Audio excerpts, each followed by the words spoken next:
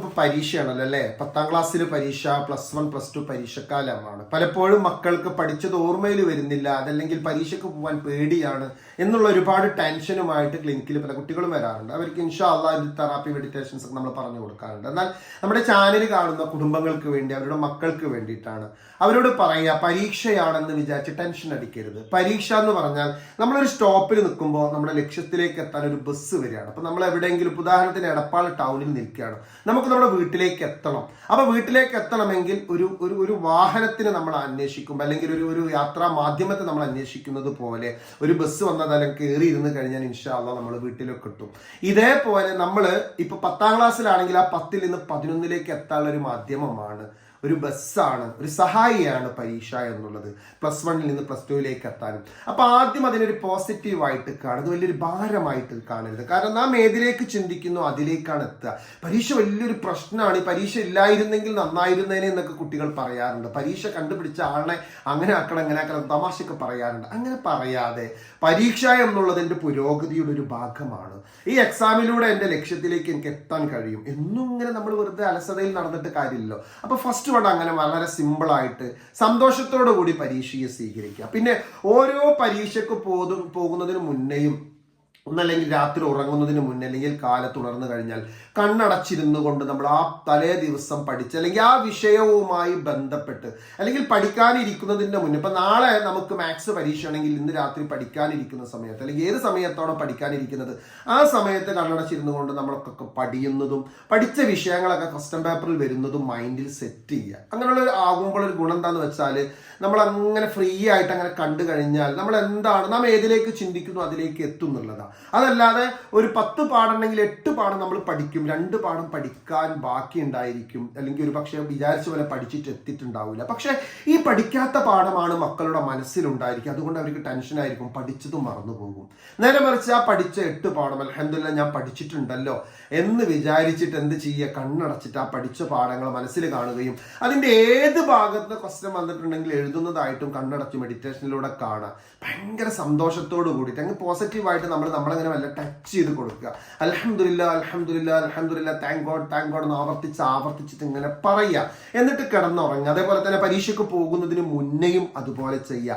അപ്പൊ നമ്മൾ ഓൾറെഡി പഠിച്ച 10 പാഠത്തിൽ നിന്ന് ഏത് ക്വസ്റ്റ്യൻ വന്നാലും നമുക്ക് എഴുതാൻ പറ്റും. പിന്നെ നമ്മൾ നോക്കി എത്താത്ത 1-2 പാഠങ്ങൾ ഉണ്ടെങ്കിൽ നമ്മുടെ മനസ്സിലേക്ക് ഓർമ്മ വരും. നമ്മൾ 1-2 പ്രാവശ്യമൊക്കെ നോക്കിയിട്ടുണ്ടായിരിക്കും, പക്ഷെ നമ്മൾ ഉദ്ദേശിച്ച രീതിയിൽ നോക്കാത്തത് കൊണ്ടായിരിക്കും നമുക്ക് ടെൻഷൻ, വിഷമം ഉണ്ടായിരിക്കുക. പക്ഷെ ഓട്ടോമാറ്റിക് ആയിട്ട് പരീക്ഷയ്ക്ക് ഇരുന്നാൽ ക്വസ്റ്റ്യൻ പേപ്പർ ഞാൻ അതിൽ നോക്കിയത് ഓർമ്മ വരും. അങ്ങനെ പരീക്ഷയെ നമ്മുടെ ഒരു കൂട്ടാക്കിയിട്ട് പോസിറ്റീവായിട്ട് കാണുക. അതേപോലെ തന്നെ നമ്മൾ ക്വസ്റ്റ്യൻ പേപ്പർ കിട്ടിക്കഴിഞ്ഞാൽ വളരെ സിമ്പിൾ ആയിട്ടെല്ലാം ഇത് അറിയുന്നതായിരിക്കും എന്നുള്ളൊരു മനോഭാവത്തോടു കൂടി ക്വസ്റ്റ്യൻ പേപ്പർ തുറക്കുക. അതല്ലാതെ ഏതൊക്കെ എടുക്കാത്തത് വന്നിട്ടുള്ളത് ആ ഒരു മനോഭാവത്തോട് തുറക്കരുത്. അങ്ങനെ തുറന്ന 1-2 ക്വസ്റ്റ്യൻസ് എടുക്കാത്തത് കണ്ടാൽ തന്നെ എടുത്ത് നമ്മൾ നന്നായി പഠിച്ചിട്ട്, അല്ലെങ്കിൽ നന്നായിട്ട് നോക്കിയ വിഷയം പോലും മറന്നു പോകും. നെഗറ്റീവായിട്ടുള്ള ഒരു മൈൻഡ് സെറ്റ് ഉണ്ടാവരുത്. നമ്മളെപ്പോഴും ഈ ബ്രെയിനിന് ഒരു പ്രത്യേക സ്വഭാവമുണ്ട്. അപ്പൊ ബ്രെയിനിൽ നമ്മളിങ്ങനെ ചിരിയൊന്നും ഇങ്ങനെ പിടിച്ചു കഴിഞ്ഞാൽ ചിരിക്കുക എന്ന് വിചാരിച്ചിട്ട് ബ്രെയിന് സന്തോഷത്തിലാവുന്ന, കാരണം ചിരിക്കുമ്പോൾ ഇങ്ങനെ ആവുമല്ലോ. അപ്പൊ അതേപോലെ തന്നെ നമുക്ക് ഓട്ടോമാറ്റിക് ആയിട്ട് നമ്മുടെ മനസ്സിൽ അതൊക്കെ കിട്ടുന്നതാണ്. ഇൻഷാ അല്ലാഹ് ഒക്കെ പഠിച്ചത് തന്നെ ആയിരിക്കും എന്ന് വിചാരിച്ച് പോസിറ്റീവായി സെറ്റ് ചെയ്ത് കഴിഞ്ഞാൽ പരീക്ഷ ഭയങ്കര ഈസി ആയിരിക്കും. പക്ഷെ പല കുട്ടികളും ആദ്യം തന്നെ ഇനിയിപ്പോ ഏതൊക്കെ ക്വസ്റ്റ്യൻ ആണ് അറിയാത്തത് വന്നിട്ടുണ്ടാവുക, അത് വിചാരിച്ചിട്ടാണ് ക്വസ്റ്റ്യൻ പേപ്പർ തുറക്കുക. എന്റെ പ്രിയപ്പെട്ടവരെ, അങ്ങനെ തുറക്കരുത്. പിന്നെ പരീക്ഷയുടെ തലേ ദിവസം, അല്ലെങ്കിൽ പരീക്ഷയുടെ മുന്നേക്കായിട്ട് എന്ത് ചെയ്യണം, നിങ്ങൾ മാതാപിതാക്കളോട് ദുആ ചെയ്യാൻ വേണ്ടി പറയണം. വീട്ടിൽ പ്രായമായവരുടെ കൈയൊക്കെ പിടിച്ച് ഉമ്മ കൊത്തിയിട്ട് വല്ലിമ്മ എന്റെ പരീക്ഷ എന്നൊക്കെ പറയണം. അതുപോലെ തന്നെ കൂട്ടുകാർ പരസ്പരം ദുആ ചെയ്യാൻ വേണ്ടി പറയണം, പ്രാർത്ഥിക്കാൻ വേണ്ടി പറയണം. എന്തെങ്കിലുമൊക്കെ ദാനധർമ്മങ്ങൾ നമ്മൾ ചെയ്യാൻ പറ്റിയെങ്കിൽ നമ്മുടെ മക്കൾക്ക് വേണ്ടി നമ്മൾ ചെയ്യാം, അല്ലെങ്കിൽ മക്കളോട് തന്നെ ചെയ്യാൻ വേണ്ടി പറയുക. അങ്ങനെ നല്ല കാര്യങ്ങൾ ചെയ്യുക. പിന്നെ നന്നായിട്ട് ഹാർഡായിട്ടുള്ള ഭക്ഷണം കഴിക്കാതിരിക്കുക. ഈ പൊറാട്ട പോലത്തതും അതുപോലെ തന്നെ ബീഫ് പോലത്തെ ഭക്ഷണമൊക്കെ കഴിക്കാതിരിക്കുക. സിമ്പിളായിട്ടുള്ള ഭക്ഷണങ്ങളൊക്കെ കഴിച്ച് ഫ്രൂട്ട്സും കാര്യങ്ങളൊക്കെ കഴിച്ചിട്ട് തലേ ദിവസം കുറച്ചു നേരം പഠിക്കാനിരിക്കുക. ചുരുക്കത്തിൽ പോസിറ്റീവായിട്ട് മനസ്സിൽ നമ്മൾ സെറ്റ് ചെയ്ത് കഴിഞ്ഞാൽ, മൈൻഡിനെ സെറ്റ് ചെയ്ത് കഴിഞ്ഞാൽ, പരീക്ഷ എന്നുള്ളത് ഒരു അനുഗ്രഹമായി കണ്ടിട്ടുണ്ടെങ്കിൽ തീർച്ചയായിട്ടും നമുക്ക് നല്ല പ്രതിഫലം ഉണ്ടായിരിക്കും. എന്തില്? പരീക്ഷ എഴുതി കഴിഞ്ഞിട്ടുണ്ടെങ്കിൽ. പിന്നെ ഒരു ആത്മവിശ്വാസത്തിന് വേണ്ടി ആത്മീയ താളത്തിലൂടെ പരീക്ഷയ്ക്ക് പോകാൻ ഉദ്ദേശിക്കുന്ന ആളുകളാണെങ്കിൽ കണ്ണട കണ്ണടച്ചുകൊണ്ട് ഒരു 7 ബിസ്മില്ലാഹിർ റഹ്മാനിർ റഹീം എന്നൊക്കെ ചെല്ലുക. പടച്ചോനെ നിന്റെ പേര് കൊണ്ട് ബർക്കത്തെടുത്തുകൊണ്ട് എൻ്റെ ജീവിതം ആരംഭിക്കുന്നു.